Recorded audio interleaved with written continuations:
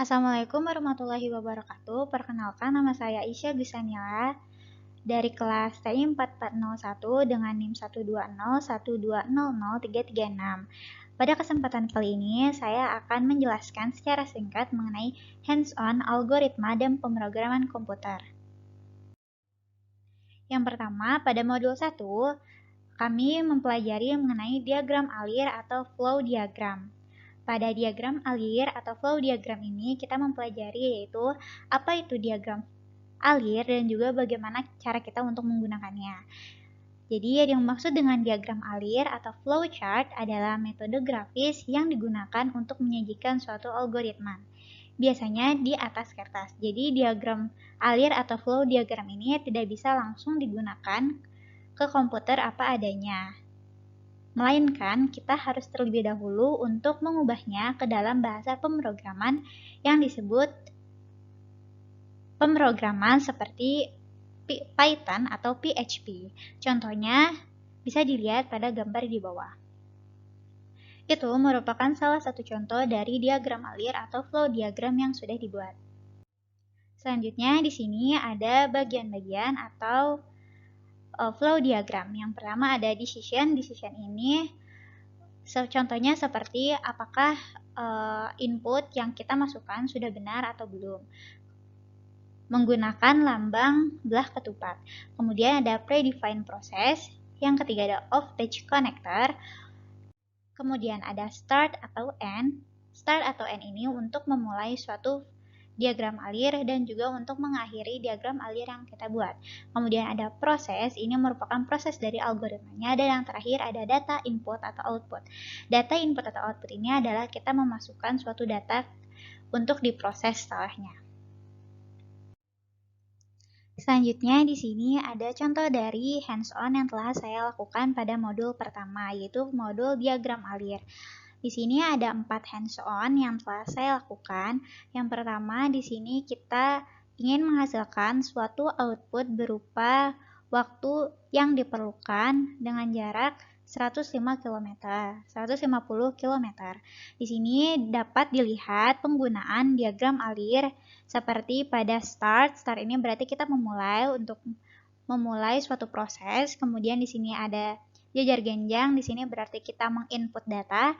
Kemudian ada decision di sini dengan lambang belah ketupat. Di sini berarti kita menentukan apakah data yang di input ini sudah benar atau belum. Kemudian ada bentuk seperti persegi panjang. Di sini berarti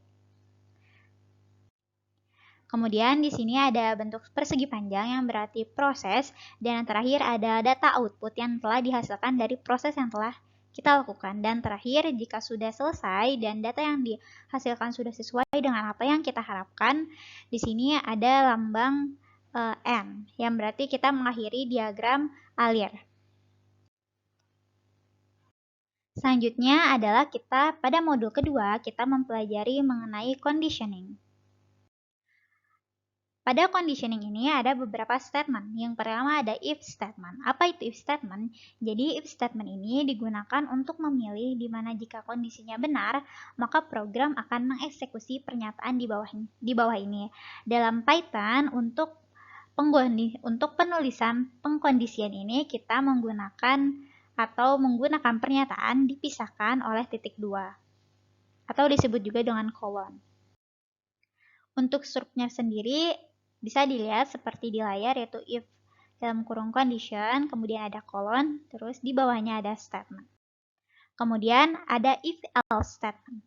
Apa itu if else statement? If else statement ini kita gunakan untuk memilih kondisi di mana jika kondisi benar, maka program akan mengeksekusi pernyataan 1.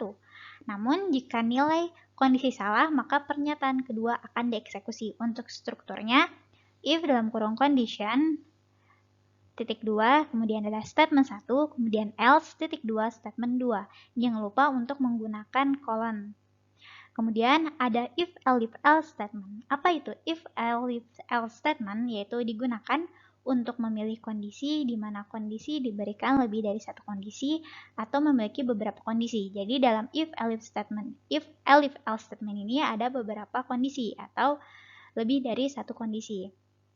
Jika kondisi pertama benar, maka lakukan pemilihan kondisi kedua dan seterusnya. Bisa dilihat pada layar, itu strukturnya sendiri sebenarnya tidak begitu berbeda dari if-else statement, hanya ditambahkan elif saja. Jadi if dalam kurung condition, titik 2, statement 1, kemudian elif, titik 2, statement 2, dan terakhir ada else, titik 2, yaitu statement 3.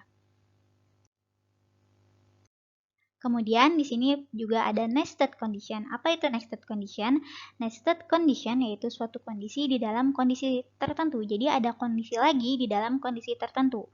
Jika ada dua cabang kondisi, maka dalam satu cabang kondisi bisa juga diisi kondisi tertentu. Contohnya bisa dilihat pada example yang ada di layar. Jadi dalam nested condition ini ada kondisi di dalam kondisi.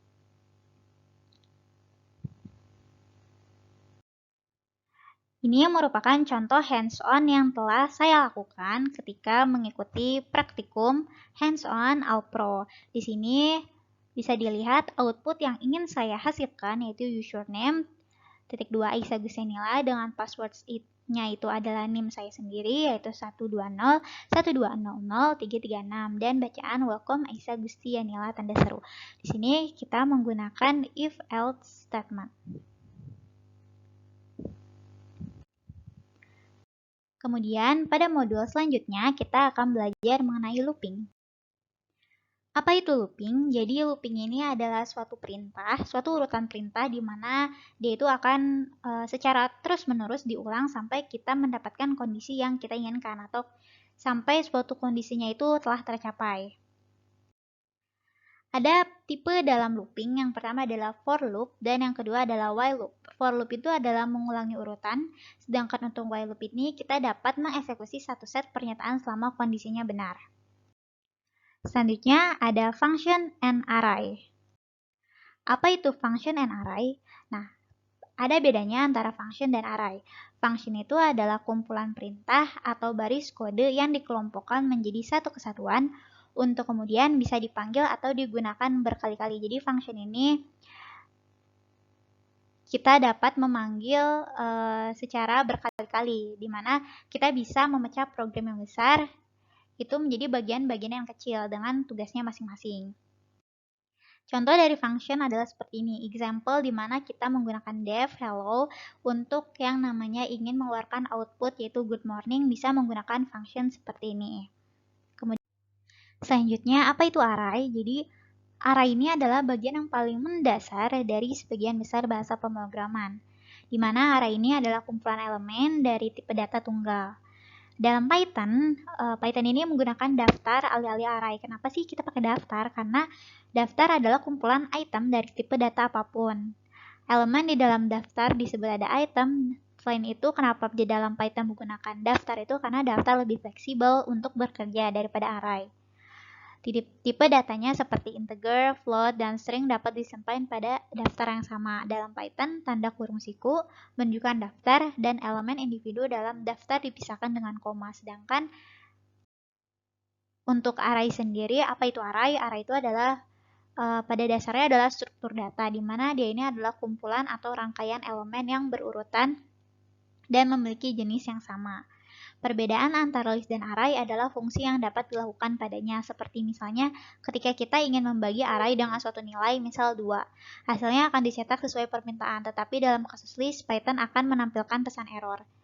Di sini adalah contoh dari list declaration yang dilakukan oleh Python. Example, make list, di mana produknya itu kita ingin mineral, steel, sama metal. Di sini kita ingin print produknya, maka yang akan dihasilkan adalah mineral, steel, dan juga metal. Kemudian di sini adalah feedback.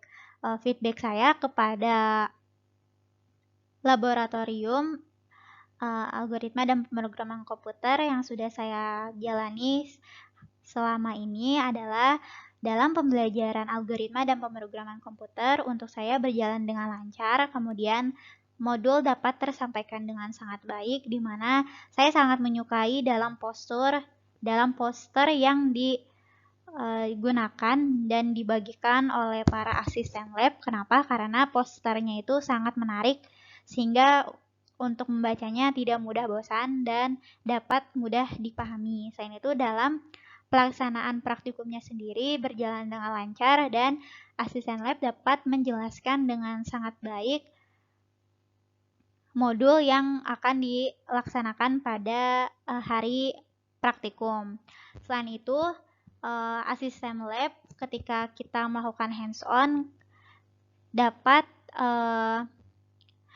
menjawab pertanyaan-pertanyaan ketika ada praktikan yang masih bingung atau VS Code-nya error. Jadi asisten lab-nya dapat sangat baik dalam menjelaskannya. Saran dari saya sebenarnya sudah sangat bagus untuk pelaksanaan praktikumnya sendiri. Mungkin lebih bisa lebih jelas lagi dalam poster modulnya karena kadang saya masih bingung untuk contohnya mungkin bisa diberikan lebih banyak.